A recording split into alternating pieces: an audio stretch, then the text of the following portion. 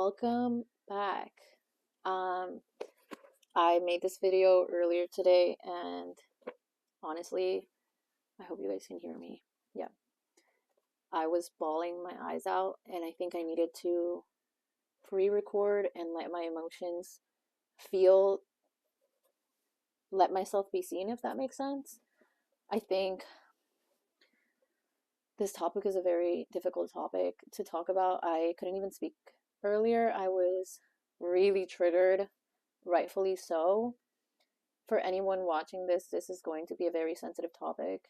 Um, if you get triggered by the speaking on sexual assault or do not feel comfortable around deeper conversations, then this video is not for you. You are more than welcome to click away, but if you do want to learn more, I will be talking about statistics as well as my personal story. And thank you for listening. Okay, so I was really triggered earlier. I actually did make a video, and as much as I do want to put it out there, I was not making a lot of sense because I was so triggered. And I think I kind of shed a skin by crying it out. Maybe I just needed to do that with myself first, so then I could speak with you guys. Um, First and foremost, if you're if you if you're here, you've probably seen my last 3 videos and you've noticed there's a pattern there. And basically what I am trying to focus around my channel is authenticity. And for me, authenticity is being transparent, being myself, and truly showing you what it is that I have been through, the bad and the good. Yeah, I just kind of want to share a space for everyone and anyone. And I feel like I've been through a lot of things that have made me who I am today. And regardless, one thing I learned is, like I said, like the good can't come with the bad. And we have this perception of people like, oh, you have negative things tied to you, so you're like not either like a healthy person or anything like that.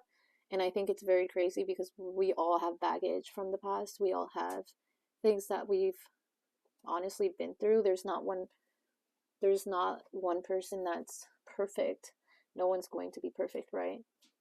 So there's a few statistics that I'm going to read off before we get started. Like I said, if you get triggered on that, you are free to scroll away. Okay, let's get started. In 2013, a study published by the CDC suggested that women who report sexual assault to authorities may face not being believed. And what I found crazy about this is that I always thought it was insane that how are you going to say something and someone not believe you, right? Like, how is that possible? Especially with something so violent. And while I do understand there is a very, very, very small percentage of people that don't say the truth and lie, I don't think that signifies everyone. You know what I mean? Other surveys have found that 40 to 50% of victims may not be fully believed by friends or family. The reason that I'm saying that, and again, the reason that I can hold my composure right now is truly, truly, truly because I think I cried it out and I have already moved on from the situation. I want you guys to know in advance that this is not something that affects me in a negative way. I want to say that before I was really bad before, like, I had a lot of things that I couldn't speak on because it didn't impacted my mental health. I had to go to therapy for it, and that was one of the things that I targeted in therapy. Particularly when I was 18, I had broken up with a very long-term relationship, and I went to a party with a best friend actually at the time, and I was drinking for the first time. I've never drank, and I got blacked out. And what happens when you black out? You don't know what's going on. You black out, especially me. I was so thin. And I was so young, I shouldn't have been doing that. And I can acknowledge that truly sometimes I question whether I put myself in that situation by being around people that I shouldn't have been around. But at the same time, I was a baby, I feel like. Looking back, I do feel like I can't shame myself, even though that is the first thing that comes to mind. And like, had I not been there, that wouldn't have happened. But I also was I've always been like a very good girl type of person. So I think that was my first mistake, but it was also my biggest mistake, was going somewhere where I felt like I needed to get away from my emotions. And I wish I would have just thought it through. But again, I was like 18 at the time. And the way I grew up was I didn't have a sense of direction. So essentially what happened at the party was I blacked out. I remember I was throwing up. I wasn't getting much help. I just remember my friends, I guess they put me in a room, and my best friend at the time, her boyfriend, his cousin was the one that lived there and was throwing the small get together. And he was in the room, and I guess my best friend went to 7-Eleven with her boyfriend and left me alone in that room with the guy. And essentially he tried, not actually, he didn't try, he did sexually assault me. He groped me over my clothes, but he tried twice. And the second time, I was so I wouldn't say half conscious, that I shoved his hand away the first time, and the second time, like, I was scared I was gonna throw up in his bed. So I was thinking more like, I can't throw up in his bed, like I cannot do that. And my mind was so naive, because that's the first thing I felt bad for. So I remember thinking the second time, like, if I don't run, he's gonna do something. So I remember running and asking, where is she? And he had mentioned she went to 7-Eleven, and like, I remember running out the door with my keys, and then I saw her like parked in the front, and all I can think of was, oh, she was right there. And I went into the car crying, and I said to her boyfriend, get out. And I'm like sobbing, and she just stared at me with like a blank look, and something told me she didn't believe me, because she just couldn't say anything. Like, she didn't say anything. And I was like, what? And then she didn't say anything, and then I stayed friends with her because I felt it was my fault. Like, I was like, oh, I did this. Like, I put myself in this situation. That's my fault. And partially because even before this party, I had crushed on this guy, like, for a little. So I was like, oh, even though I was blacked out, even though I had no conscience, like, this is my fault. And then that happened at 18. I stayed friends, whatever. Because it wasn't her fault, right? In my head, it was not her fault. She didn't do anything. Then me and her boyfriend were not good friends. Like, honestly, he was really messed up to me. They were a little toxic. So basically, like, he ended up breaking my phone at some point because I wouldn't tell him where she was. So he snatched it. The cops were called. He broke it into a million pieces. And essentially the police said that he was dangerous and that I needed to get a restraining order. And I was going to, and then they basically talked me out of it. And not the police, the people. And I was only 20, so I think I was like, at the time, I thought, I'm gonna get in trouble if I do something. And that's essentially around fear, is what it fed onto. Like, I was like, I'm gonna get in trouble if I do get a restraining order. And I don't know why I thought that, but I think it's because I just don't want to get into that, because the point is not about that. But essentially, like, a year later, we didn't speak, but I again stayed friends with the girl, and who was my best friend at the time. And I don't know why I did that. Like, I truly don't understand why I stayed friends with her. I always thought it was like, these things are happening to me because I just have some sort of bad luck, and I didn't correlate it to the people I was hanging around with were just not treating me right. So we go to a concert, and it was my first concert, and it was at the top of the bleachers. There's usually bleachers, so there's like 1, 2, 3.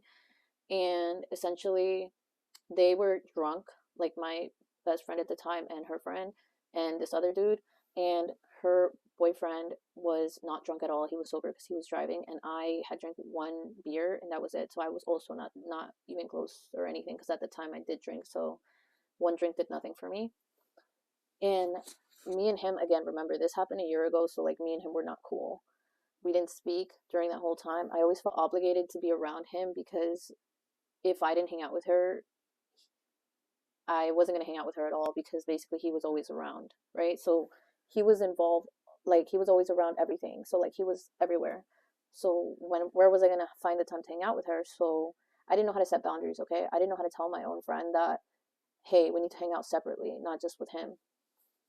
But basically, we went to the concert, and let's say right here, right? I was standing right here.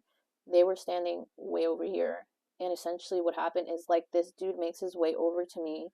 I'm staring straight to the crowd, and he like stands next to me and like proceeds to grope me 6 times, and I only counted because my feet were so glued to the ground. Like I went and I couldn't move. My feet couldn't move. When I tell you my feet felt heavier than I don't know what. And I couldn't have talked like this had I not recorded it sooner, because I was hysterical like on camera. I was bawling my eyes out because just like recalling that experience is so heartbreaking, because I didn't deserve that. I didn't ask, you know. That's the thing with us, like when it happens, when you get assaulted, like you don't expect that. Like it's kind of like what's going on. So I'm standing there, and I think he knew that I wasn't going to move. I don't know if anyone else looked, because to me, it's like, how did the people behind me not say anything? How did they not see anything? And I was just baffled, because I was just like, she's not going to believe me. Because remember, the dude that did it when I was 18 was his cousin. So I was like, how am I going to say anything? Like, I'm such a bad person. And I shamed myself, because I was like, no way this happens twice to me. Like, how does that even happen? Mind you, so he did that, and I was stuck. So he walks away, and then he starts saying, "Where's Sandra?" And I remember just not moving. Like I was paralyzed. And essentially that's when you're like, your nervous system causes you to freeze, or I guess collapse at that point, because I don't know if that counts as collapsing, but basically my brain just, it just didn't work after that. I went mute. I couldn't speak. I couldn't move. I remember just staring. Like I was dissociated to the max.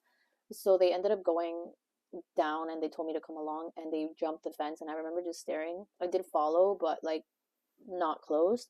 And then I lied to them, and I said, "Oh, I can't jump because I have a skirt." No, it wasn't because I just had a skirt on. It was literally because I was mortified. I was literally so traumatized. And it's kind of sad, because that was my first concert, and like all I wanted to do was enjoy it with my friend, and that had to, like, how was I going to tell her that he did that? Do you know what I mean? And unfortunately, I feared the worst, because I grew up in a household where everything was really violent, and I feared for some weird reason that if I tell her, she's gonna fight me or him. Like that's the first thing. And it was just irrational thinking that way, I think, because I grew up that way, that I felt like someone else would do something to me. So I never said anything during the concert. Plus she was drunk, so she wasn't going to, like, I think it would have led to something. And I wasn't willing to put our, like, have, I don't know, I thought it was, she wasn't going to defend me. That's how I felt, because she didn't defend me the first time, so how is she going to defend me the second time? So which makes sense, you know. SA includes touching another person's body in a sexual way without consent, permission, or unwantedness. So basically, like, I assumed that SA at the beginning, I didn't know that it counts if you're touching someone over their clothing. I assumed, I was so confused for so long on whether it was sexual assault, because he groped me, but it was like 6 times, so I was really baffled, and I didn't know. I thought I didn't count, if that makes sense. PTSD, so people suffer from post-traumatic stress disorders, including sleep disorders, anxiety, and depression, and this could lead to like flashbacks, nightmares, and hypervigilance. I had definitely nightmares for years.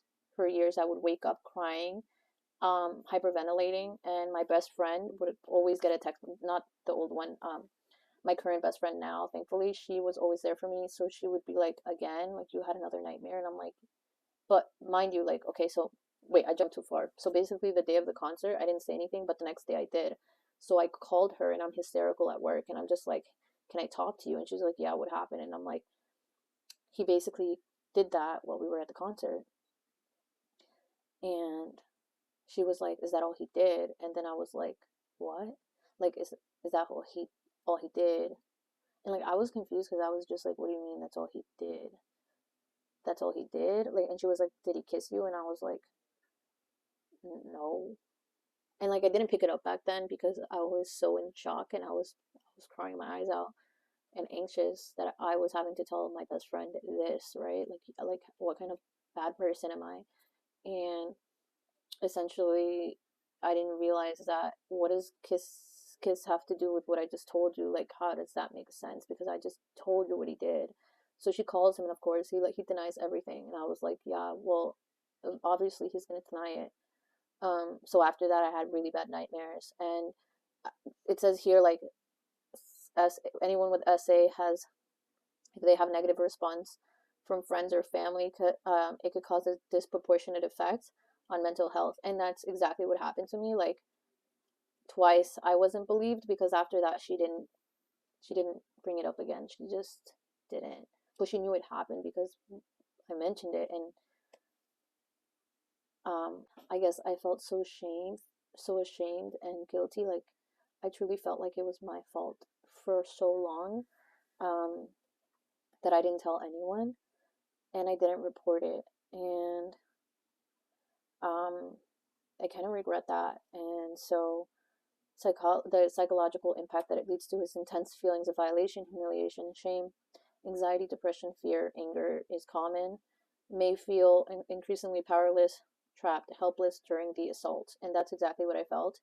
If this is ignored or minimized, it can be emotionally internalized and delay reporting or not at all. So I had 5 years to report this, and in those 5 years, I just had spoken up. Like, I literally waited 5 years to bring it back up. And I remember waking up from a nightmare, and she had called me as I was waking up from this nightmare, and I just spewed everything. And I was like, I just had a nightmare about this. And she was like, are you telling me this is what you just...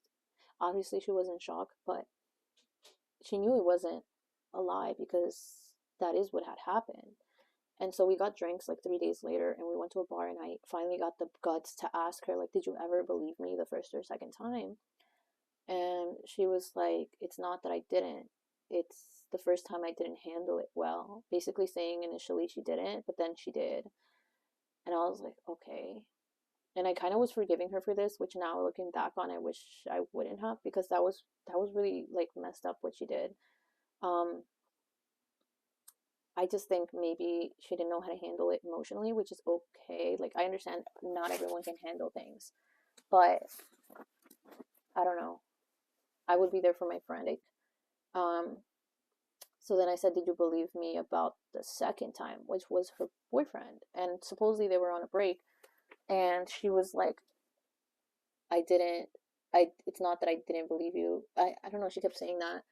And apparently he had gotten arrested for something that happened to another girl the year before, and that apparently he was found guilty in, because they actually caught him, like they actually arrested him. And she was like, I didn't believe you until he told me about that. And I was like, it didn't compute in my brain, because I was just so thankful that she was willing to listen to me. Like, for once I finally got what I wanted, which was her to hear me out and be my friend.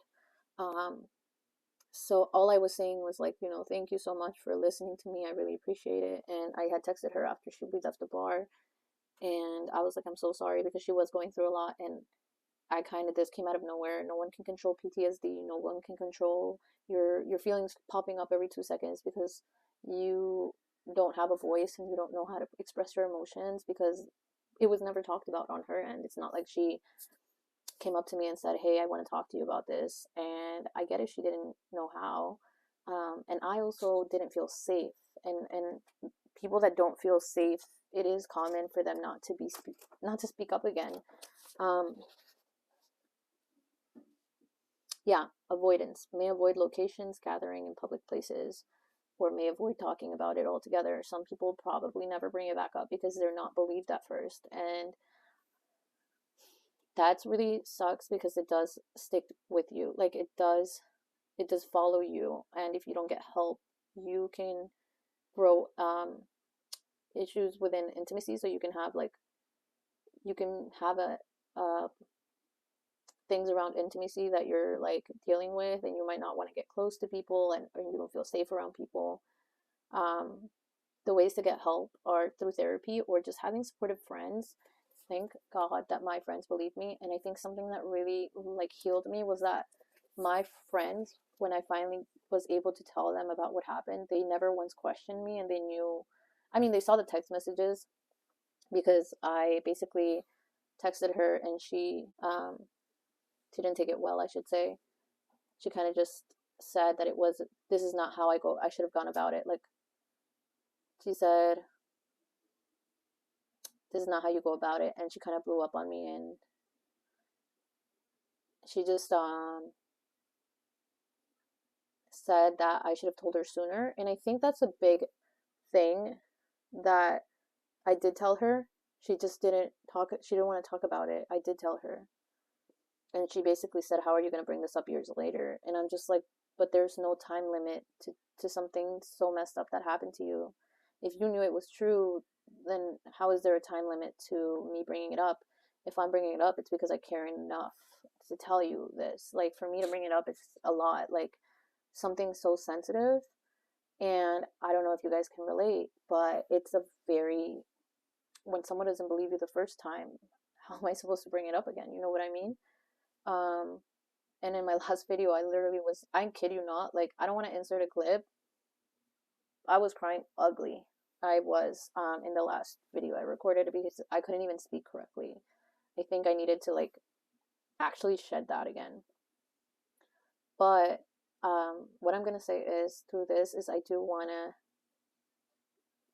put this out there, not just for the women that feel like they can't speak up, but put this out there because in the future, I do want to advocate for women who have experienced sexual assault. I understand that men have also experienced sexual assault, and everything that we experience, they experience, but I'm a woman, so I'm just speaking on a woman's perspective. Just because I don't know, from a man's perspective, I don't want to speak on them, but I do want to advocate for sexual assault in general. And just know, please, if someone doesn't believe you, do not feel like you can't talk to someone.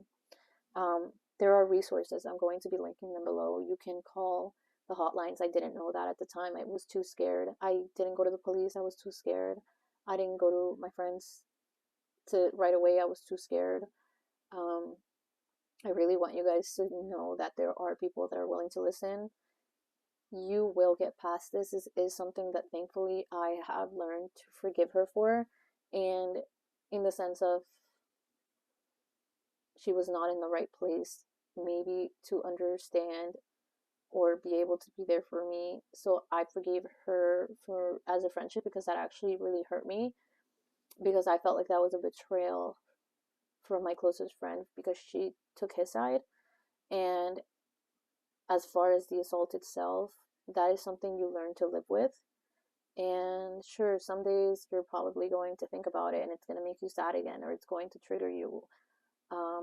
But you can use the resources, and you can go to your friends, and you can process your feelings, and it does get better.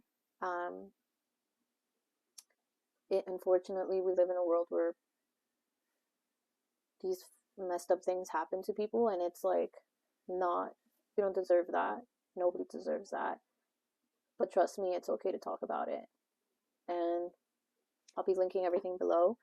I know this was probably very, like, out of left field to talk about, but I do feel like I need to advocate for people that have gone through the same thing, because not enough people talk about it, and some people feel like they can't speak on these things, and I just don't think it's talked about enough, and I don't want to live in shame and this feeling of like everything has to be timed, and like, why didn't you talk about it sooner, and why didn't you mention this years ago, and stuff like that. It's like, it's my story, whether it was at 18, at 20, 2 months ago. I feel like you are allowed to talk about your story, your past, your history, what makes you yourself now.